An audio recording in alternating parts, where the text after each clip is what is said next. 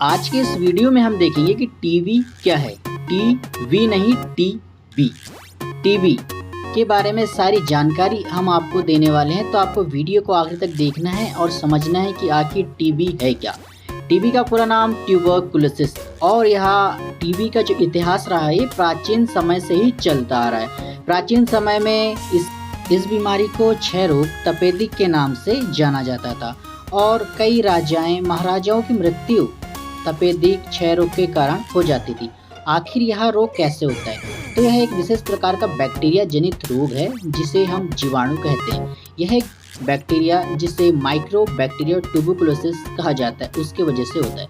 और यह बैक्टीरिया का इन्फेक्शन जब बॉडी में बढ़ जाता है तो यह हमारे लंग्स को इन्फेक्ट करता है। साथ ही लंग्स को इन्फेक्ट करता है, और यह लंग्स में कैसे आएगा? तो यह जो भी व्यक्ति पॉजिटिव है वो जब खांसेगा छींकेगा तो उसके जो छोटे छोटे ड्रॉपलेट्स हैं, किसी व्यक्ति के कांटेक्ट में आने से अगर कोई व्यक्ति खांस रहा है, छींक रहा है, तो ड्रॉपलेट हमारे साथ एक्सचेंज होते हैं और यह बीमारी हमारे अंदर भी इंटर करवा देते हैं। अब शरीर में टीबी के कीटाणु आएंगे तो वह सबसे पहले हमारे लंग्स, ब्रेन, साथ में हमारे हार्ट और हमारी किडनी को भी इन्फेक्ट। इस बीमारी की खोज रॉबर्ट कोच ने की, और उन्होंने बताया कि यह जो बीमारी है बैक्टीरिया के कारण होती है।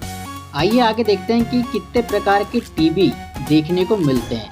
पहला जो प्रकार होता है टीबी का, वह होता है लेटेंट टीबी। इस प्रकार के टीबी में कीटाणु तो बॉडी में आ जाते हैं, पर वह एक ऐसी अवस्था में होते हैं जो कि हमको इन्फेक्ट नहीं कर पाते हमारी बॉडी की इम्यूनिटी के कारण। दूसरा जो होता है पल्मोनरी टीबी। इस प्रकार की टीबी में क्या होगा, लंग्स यानी कि फेफड़ों में कार्य करने की क्षमता कम हो जाएगी और लंग्स खराब हो जाएगा। अगला एक्स्ट्रा पल्मोनरी टीबी। यह फेफड़ों के साथ साथ अतिरिक्त अंगों में भी टीबी हो जाती है, जिसको एक्स्ट्रा पल्मोनरी हम टीबी कहते हैं। आगे देखेंगे मिलिनरी टीबी। यह एक ऐसी टीबी होती है जो कि बोन को भी डैमेज करती है। अब आइए देखेंगे कि क्या क्या सिम्टम होते हैं, कौन कौन से लक्षण। तो टीबी के लक्षण में सबसे पहला जो है वो मध्य बुखार, यानी कि एक नॉर्मल तरीके से बुखार रहेगा, फीवर किसी पेशेंट को रहेगा और वो लंबे समय तक नियंत्रण चलेगा।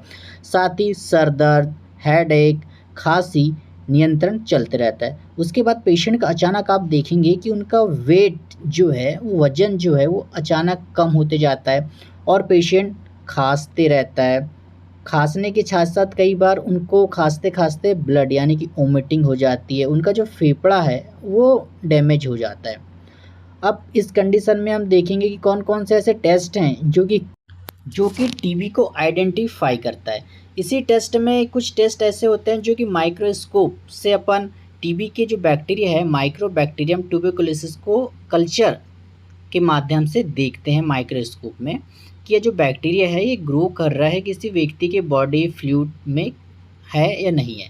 और इसी श्रृंखला में Mantoux test, TB gold, CB NAAT और स्पुटम ब्लड की सहायता से भी टेस्ट हम करते हैं और पता लगाते हैं कि बायोकेमिकली माइक्रोस्कोपी या जो टेस्ट है ये पॉजिटिव किसी पेशेंट का आ रहा है, उनकी बॉडी में टीबी के कीटाणु मौजूद हैं अर्थात नहीं है। जांचें यानी कि टेस्ट पॉजिटिव आने पर पेशेंट विभिन्न प्रकार की दवाइयाँ और इंजेक्शन है जो कि अपने डॉक्टर की सलाह से अगर लेता है तो वह पेशेंट जल्द ही टीबी से ठीक हो जाता है। इसमें कुछ विभिन्न प्रकार के इंजेक्शन, कुछ मेडिसिन्स होते हैं जो कि पेशेंट पॉजिटिव आने पर अपने डॉक्टर के कंसल्ट से लेकर टीबी से मुक्त हो सकता है, यानी कि टीबी से वह बच सकता है।